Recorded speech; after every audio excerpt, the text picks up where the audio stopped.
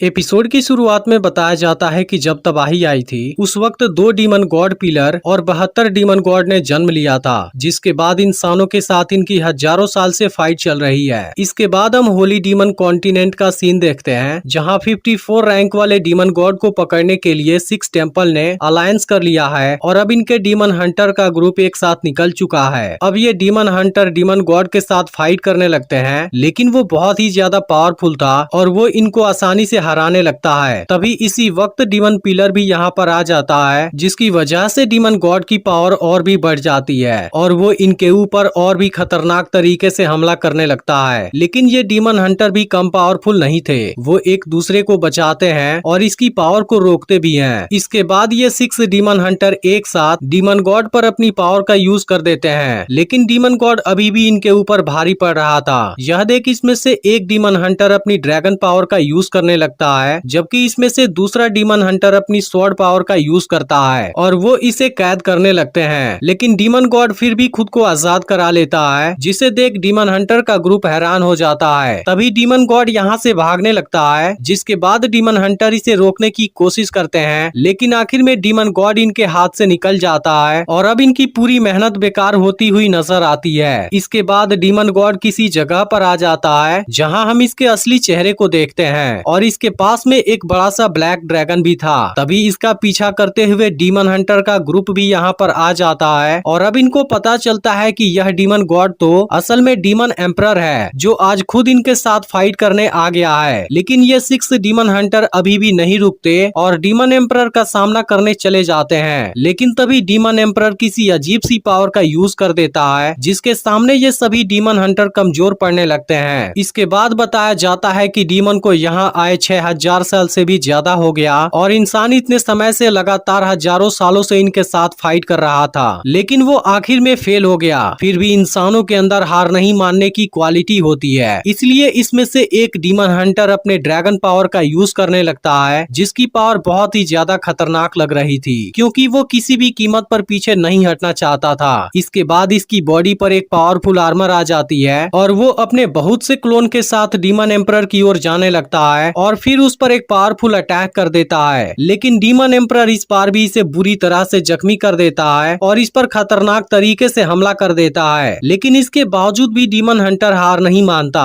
तभी अचानक से डीमन एम्परर इस पर अपने ड्रैगन से अटैक कर देता है और खुद यहाँ से गायब हो जाता है, जिसे देख सब हैरान हो जाते हैं और किसी को समझ नहीं आता डीमन एम्परर अचानक से चला क्यों गया। लेकिन फिर बताया जाता है इसी के साथ उस दिन एक और भी अजीब सी घटना हुई थी, जहाँ लॉन्ग सिन्यू की वाइफ बाईयू भी रहस्यमय तरीके से गायब हो गई थी। फिर हम देखते हैं कि वहाँ पर कुछ डीमन आए थे और बाईयू से कहते हैं कि अब आपको चलना होगा, क्योंकि डीमन एम्परर आपसे मिलना चाहते हैं। और अब उसके जाने की वजह से इंसानों की दुनिया में कुछ समय के लिए शांति हो जाती है। लेकिन इसी के साथ डीमन और इंसान के तकदीर में भी कुछ बदलाव हो गए थे, क्योंकि उस रात डीमन एम्परर के आने की वजह से उसने अकेले ही रहने की इच्छा की। लेकिन फिर भी जिस दिन सवेरा होगा उस वक्त ईस्ट डायरेक्शन में एक स्टार चमकने लगेगा। फिर अगले सीन में हम एक वॉरियर टेम्पल को देखते हैं, जहां एक मास्टर कुछ स्टूडेंट को वॉरियर बनने की ट्रेनिंग दे रहे थे, जिनका मकसद इंसानों की रक्षा करना और इंसानियत को खतरे से बचाना होगा। लेकिन अब आज इनको ट्रेनिंग करते हुए 1 साल हो गया है, इसलिए आज इनका एक टेस्ट होगा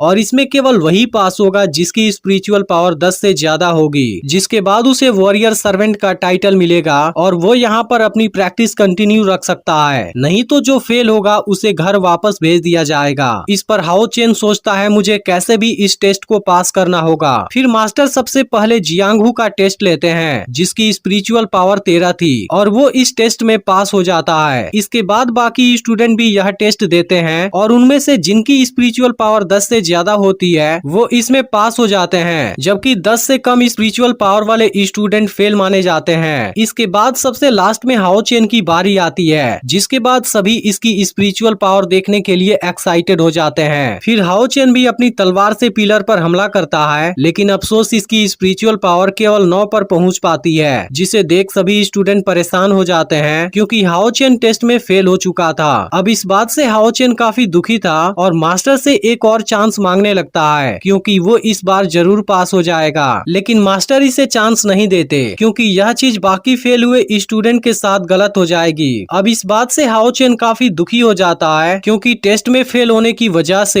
इसका सारा वेपन वापस ले लिया जाएगा और अब उसे स्पिरिचुअल लिक्विड भी नहीं मिल पाएगी। इसके बाद हाओ चेन इनके सामने घुटने टेक देता है और दूसरा चांस मांगने लगता है, क्योंकि हाओ चेन किसी भी हालत में यह टेस्ट पास करना चाहता है और डिस्क्रिमिनेशन फेस्टिवल में इसका रुकना जरूरी है। अब यह देखते ही स्टूडेंट मास्टर से हाओ चेन को एक और चांस देने की रिक्वेस्ट करने लगते हैं, क्योंकि सब जानते हैं कि हाओ चेन सबसे ज्यादा मेहनत करता है और उसने इनको भी टेस्ट में पास करने में मदद की थी। इस तरह से अब सभी स्टूडेंट इसके सपोर्ट में खड़े हो जाते हैं, लेकिन मास्टर भी अच्छे से जानते हैं हाओ चेन शुरुआत से ही सबसे ज्यादा मेहनत करता है और वो ट्रेनिंग पूरी करने के लिए अपनी जी जान लगा देता है। इसके बाद मास्टर सभी को शांत कराते हैं और हाओ चेन को दूसरा चांस देने के लिए तैयार हो जाते हैं, लेकिन इसके लिए उसे जियांगहू के साथ फाइट करना होगा और उसे हराना होगा। इसके अलावा बाकी फेल हुए स्टूडेंट को भी यह चांस मिलेगा। यह सुनते ही हाओ चेन सभी को थैंक यू बोलता है और अब सभी बहुत ज्यादा खुश हो जाते हैं। इसके बाद हाओ चेन जियांगहू के साथ फाइट करने के लिए तैयार हो जाता है। फिर इन दोनों के बीच में फाइट शुरू हो जाती है और हाओ चेन जियांगहू के साथ बहुत शानदार तरीके से फाइट करने लगता है, जिसे देख मास्टर भी हैरान होते हैं, क्योंकि हाओ चेन की बैटल स्किल काफी अच्छी थी और लास्ट में वो जियांगहू को दूर फेंक देता है। इसके बाद वो पिलर पर हमला करता है, जहां अब इसकी स्पिरिचुअल पावर 11 हो गई थी और अब इस बात से सब काफी खुश हो जाते हैं और यह देख मास्टर भी हैरान हो जाते हैं, क्योंकि इस बार तो हाओ चेन की स्पिरिचुअल पावर इतनी ज्यादा बढ़ गई, जबकि पिछली बार तो बहुत कम थी। इसके बाद बाकी के स्टूडेंट भी जियांगहू को चैलेंज करते हैं। तभी हम यहाँ के जंगल में एक लड़की को भागते हुए देखते हैं, जिसके पीछे कुछ बिस्ट लगे हुए थे,